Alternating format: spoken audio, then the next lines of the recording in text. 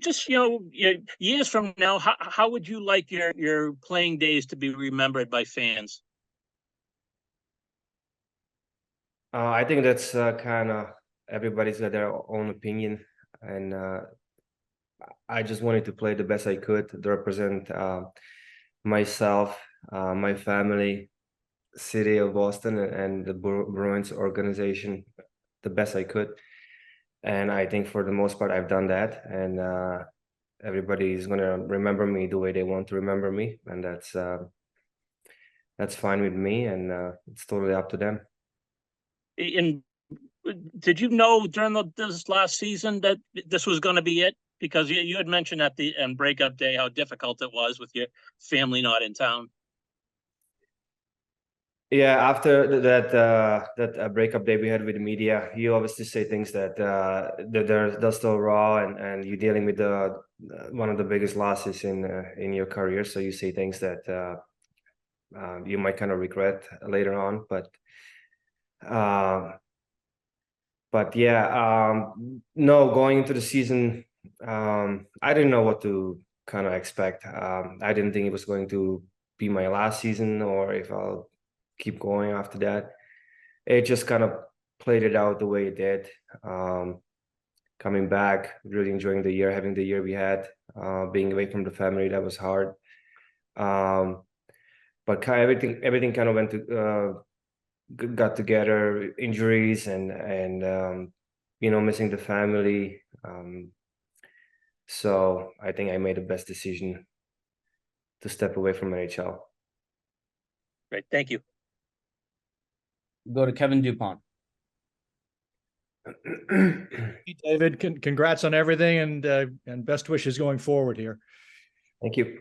I've got a couple of questions, but before that, can you just tell us where you are at the moment? I'm in my house in South Carolina. In South Carolina. Okay, great to know.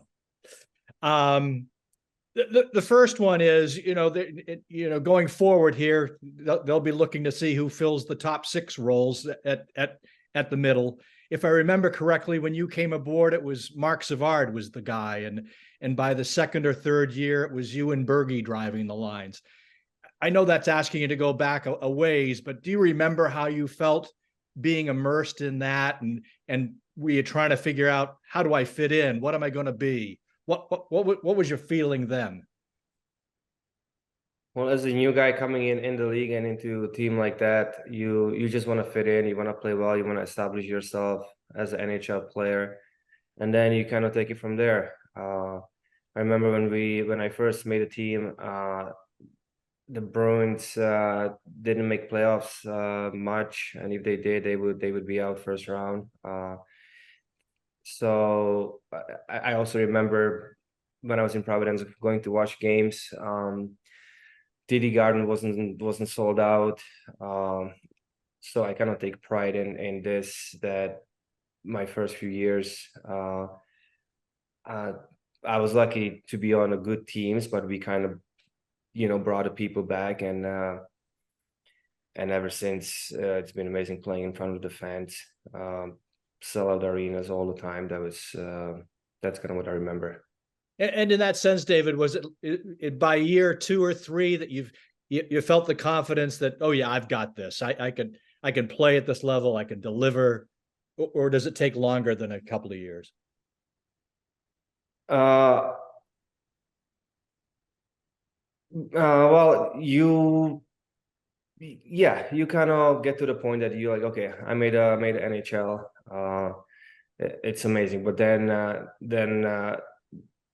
you have to work harder to stay in NHL. I think people say, or players say, it's easy to make it, but it's really hard to stay in the league. And lots of players play a few games, they got a chance, but it's really hard to stay in the league. But I think for me it was, I just wanted to be the best I could be, and I had 2 really good players in front of me, Marc Savard and Bergie. So I learned so much from them. Then Savi left, and I was just trying to keep up with Bergie every year, trying to be as good as him or get as close as I could, not just on the ice, but even the professional he is off the ice. I know, and I knew I can never come close to that, but just watching him and seeing his work ethic made me a better player. I talked to him about this, and he pushed me hard in the summer. I take pride in my summer workouts every year, and it's mainly because of Barry, because I know how hard he works, and I had to work as hard just to be in the same position, and be right there with him, and be able to help the team to be successful as a number 1 and number 2 centerman. And that's great. And last one from me, I promise. I was looking at all the guys in the league yesterday who've played 1,000 games. I'll just use rough numbers here. I think there's like 400 guys who've played 1,000 games, but only 10% of those guys have played just for one team those 1,000 games. So, or 1,200 or whatever it is. What does that mean? Does that have an extra significance to you that you turned in this body of work, which is huge, and you did it just for the Bruins? Is the question just asking about the Bruins, or just in general playing 1,000 games? No, I'm thinking in general that it's not only it's 1,000 games, that it was with one franchise, and there's only like 40 guys in the history of the league that have done that. Just, in terms of identifying a game and a body of work with just one franchise. Yeah, this is that's a good question, because people keep telling me, play 1,000 games for just one franchise. That's amazing, and I understand that, but I don't think it's sunk in what accomplishment that actually is. I guess I'll realize that later, once I'll be years retired, and I hear people talking about it. But I do take pride in playing 1,000 games, playing for the Bruins organization for this many years. But you got to be lucky. You got to be healthy. There's so many things going into playing 1,000 games, and the Bruins kept believing in me. They kept bringing me back. They can offering me contracts, and I just can't thank them enough that I was able to come back and play 1,000 games for one franchise. Great. Thank you again, and best of luck again. Thank you. Go to Emily Benjamin. David, congratulations. When did you officially make this decision? At what point in the summer did you make it? And I guess what are sort of the memories that you're going to cherish most from your career, the moments? Well, the decision was made, I would say, when my injury is starting to happen at the end of the season. But I didn't want to rush with my decision. I really wanted to take my time and really think things over, because you don't want to make decision on when the emotions going through you. So I really wanted to take my time and wait for the right time, for the right moment.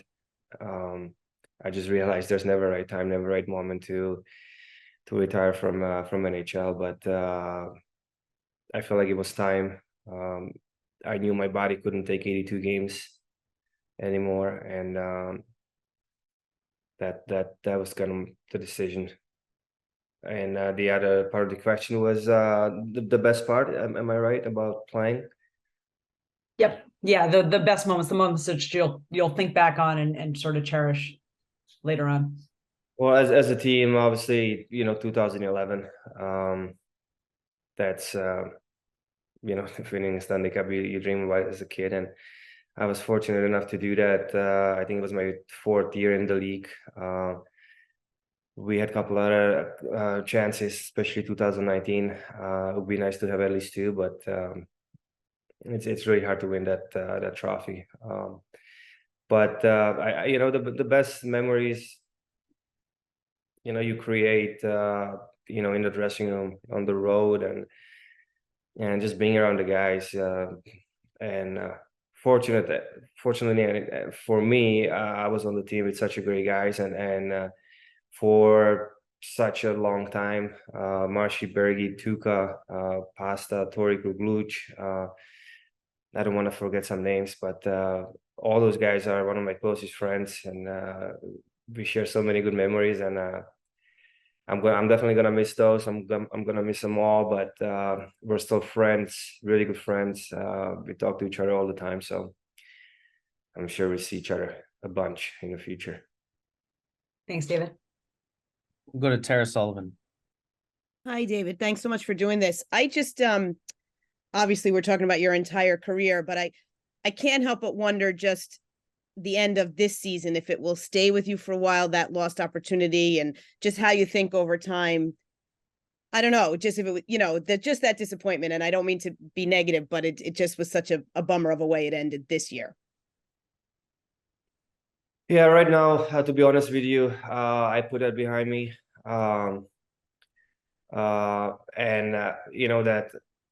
That retirement kind of taking it over, and I'm trying to look back at my whole career, trying to understand all those things that I accomplished, and how hard it was to do that, the sacrifice everybody made, for me to able to chase my dreams and things like that. So I'm trying to really kind of go down the memory lane and appreciate all those little things, and not really thinking about the last year. The last year is always gonna be there 5, 10, 20 years from now. It's a missed opportunity, and it's always gonna be there right next to 2019 and 2013. But that's sport, and like I said before, I think NHL is the hardest trophy to win, and you could see it this year. Florida's going from the 8th spot, or from being out of the playoff, few games to go in regular season, and they made it all the way to the final. If that was a soccer, if you're playing English Premier League or anywhere else, the best team in the league in the regular season gets a cup, and you go home and you get ready for the next year. But that's what I like about hockey, and that's what I love about playoffs. Playoff starts from zero, and anything can happen, and that's why it's the hardest trophy to win in the world. And I really I don't take for granted that I have the ring on my finger from 2011. Thank you so much. Go to Jimmy Murphy. Hey, David, kind of going back to what Dukes was talking about, where, you said that you got some mentoring from Bergie and Savvy. Did you, when David Pastrnak came on, you seemed to really sort of take that role with him. Was that done purposely, or did it just sort of happen? Was it organic? If you could just describe how that relationship with Pasta developed, and how much it means to you now. Yeah, with Pasta, we kind of hit it off since day one, and I told him that I'm gonna try to help as much as I can, but he's got to ask question, and it's up to him if he really wants to learn or not. And that's what I did from Bergie and Savvy. It's not like they come to you and they'll take your hand and they'll show you around. You have to, if you really want to, you keep watching them. If you have a question, you ask, and they were more than happy to help, and that's what I tried to do with Pasta. And obviously, being from the same country with him, we hit it off right away. We became best friend, I would say, and he just did the rest. He had so much talent. He's a smart kid, humble kid, and look at him now. Yeah. So How great has that been, though, just to see the player he's become? I mean, that must be fun for you to watch. Yeah, when he first showed up at 18 years old, we knew he's got skills. He's gonna be a good player, but you can't predict the career he's had. So I'm really happy for him. He's come a long way. He's been through some tough time. So I wish him all the best. There's one thing he's missing. It's the Stanley Cup, and I think he has a good chance with the Bruins. So hopefully they'll get it done soon. All right, thanks. And my other question is, if you could go back to, when you got hurt in 2010 against the Flyers, A lot of people say if you hadn't been injured, that series would have gone a different way. How much did that sit with you going into the next year? How much motivation? Because I've heard other guys, whether it be Bergie or Recchi, talk about how much they use that series as motivation to go out and get back and win the cup the following year. How much motivation was that for you when you got back that year in 2010-11? It was just kind of one of those things that looking back, I think it was just meant to be. We got knocked out second round by Philly 2010, 2011. We playing the same team again, second round again, and it was just meant to be.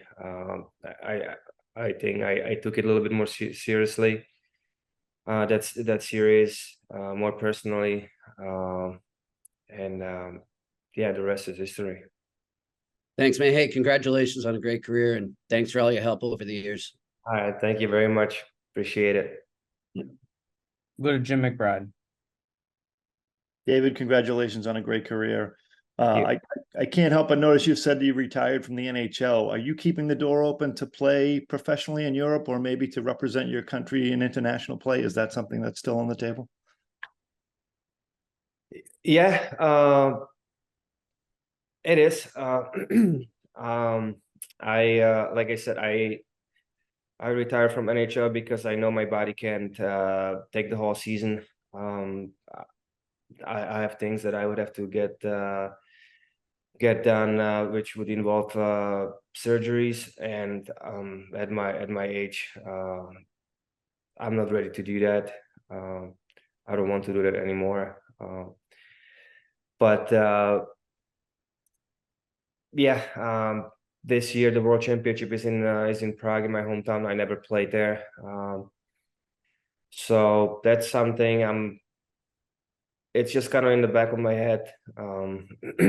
But at the same time, I'm gonna be with my family. I'm gonna be here. I'm gonna be celebrating Christmas here. And if at some point around Christmas, I feel like, let's get ready. Play a couple months somewhere in Europe. Get ready for the World Championship. Get it done in 2 weeks. Come back home. Yeah, that's something I'm thinking about. But if it happens, we'll see. But I'm definitely not going to play anywhere the whole year. If I'll decide to, keep going, then it would be definitely after New Year's. But we'll see what happens. And maybe farther down the road, could you see coaching or scouting in your future at all? You know what? That's a question I've been asked, and I've been thinking about that. But I was coached by, like I said in my statement, by especially in NHL. All those coaches I had, they're the world class coaches. They're one of the best in the world, and there's no way I can do what they do. They're so smart. They've been around the league for a long time. They know what to do. They know how to grow with the game. It keeps changing, and they're really good at it. I don't have that in me.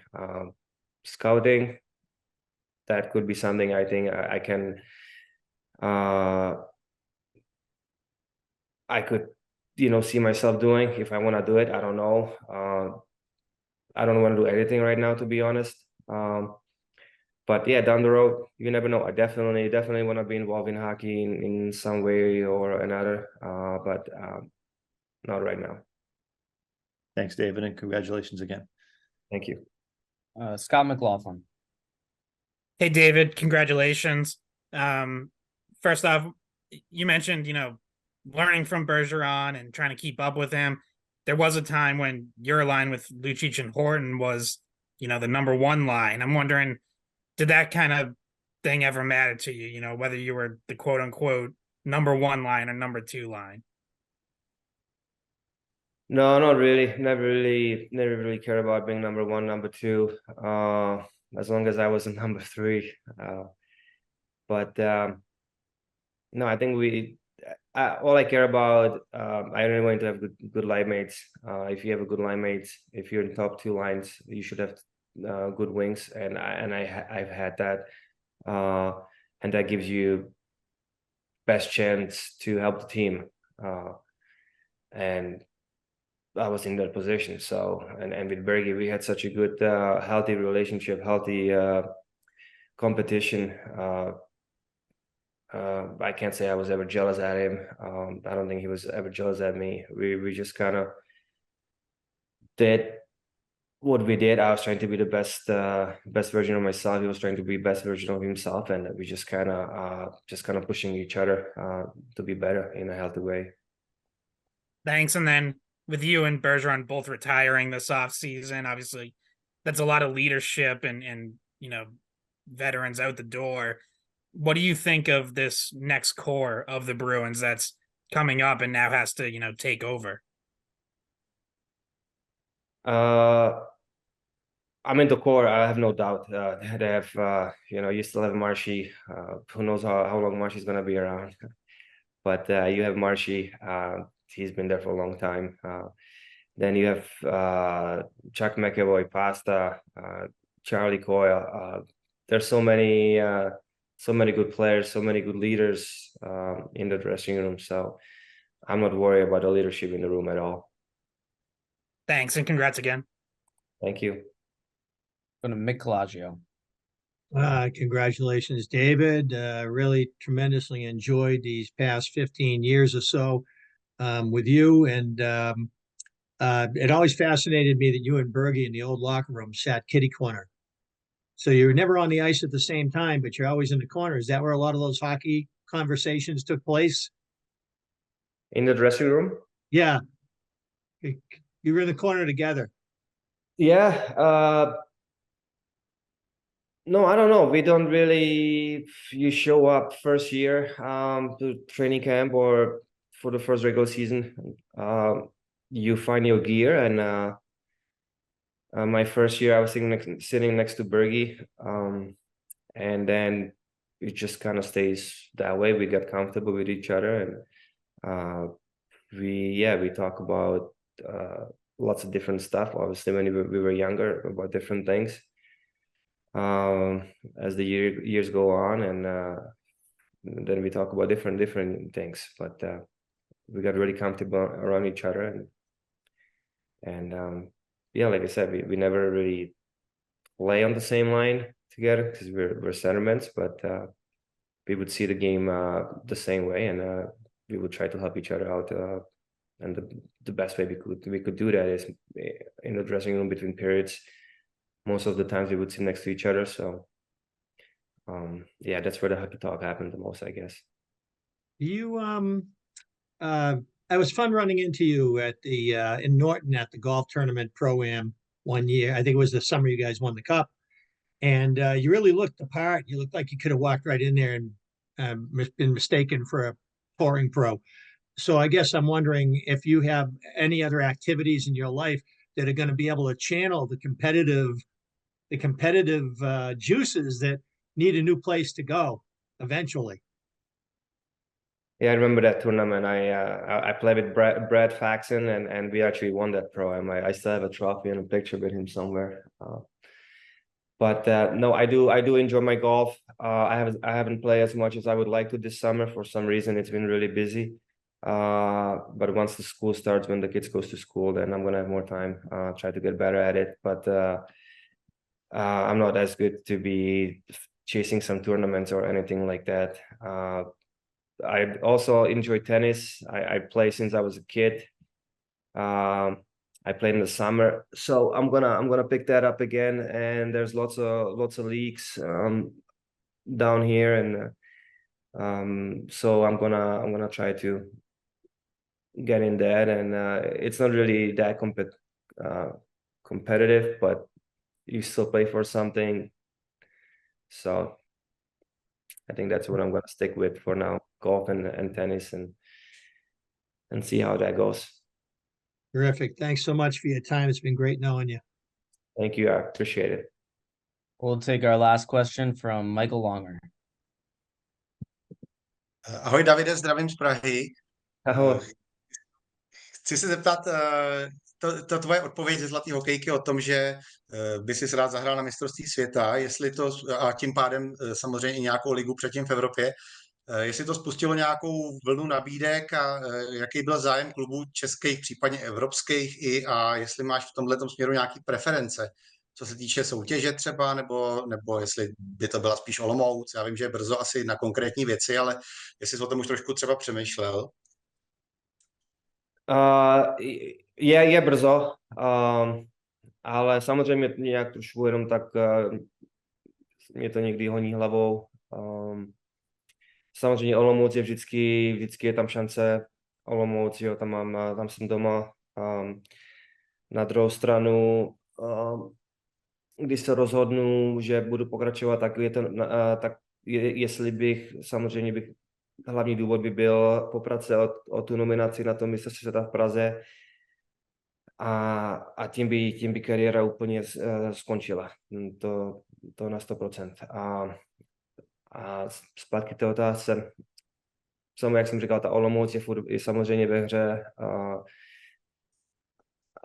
ale samozřejmě musím to brát takhle, že se musím podívat na tu tabulku, jak to tam vypadá,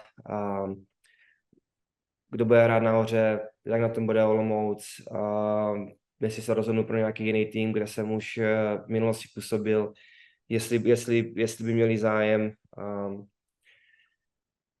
Pak samozřejmě jsou nějaký jiný týmy z jiných evropských